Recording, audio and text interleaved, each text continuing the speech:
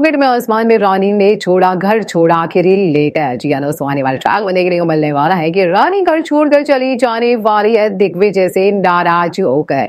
दिग्विजय की वजह से उसका कॉलेज छूट रहा है और उसकी प्रेगनेंसी में भी कॉम्प्लिकेशंस आ रहे हैं और इसीलिए वो हॉस्टल में शिफ्ट होने का फैसला कर चुकी है। देखने को मिलने वाला है कि यहाँ पर दिग्विजय से नाराज रानी या उसका बिल्कुल भी साथ देते नजर नहीं आएगी।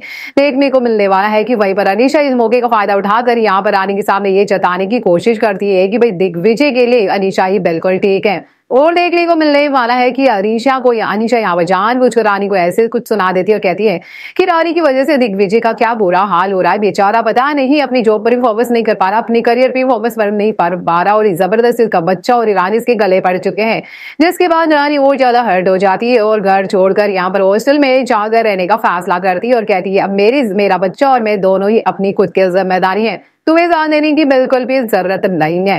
देखने को मिलने वाला है कहानी में बहुत ही इंटरेस्टिंग है, जहां पर अब रानी जाते हुए एक आखिरी लेटर छोड़ जाती है दिग्विजय की खाते कि वो चाहे तो अपने बच्चे की और उस रानी की जिम्मेदारी हमेशा के लिए छोड़ सकता है। उसे बहुत हर्ट हुआ कि जब अनीशा ने उसे ये कहा कि मैं तुम्हारे गले जबरदस्ती पड़ चुकी हूँ, तुम मुझसे वैसे भी प्यार करते नहीं हो तो क्यों नहीं आके हमेशा के लिए अनीशा के ही हो जाओ। इसके बाद यहाँ पर उड़ जाते हैं दिग्विजय के होश। जी हाँ दोस्तों, आने वाले ट्रैक में देखने को मिलने वाला है कि अनीशा की वजह से जलन के मारे रानी बहुत बड़ा फैसला लेगी और यहाँ पर उसकी पढ़ाई ना छूटे, इसीलिए वो हॉस्टल में शिफ्ट होने का फैसला कर लेती है ताकि आने जाने का कोई स्ट्रेस ना हो।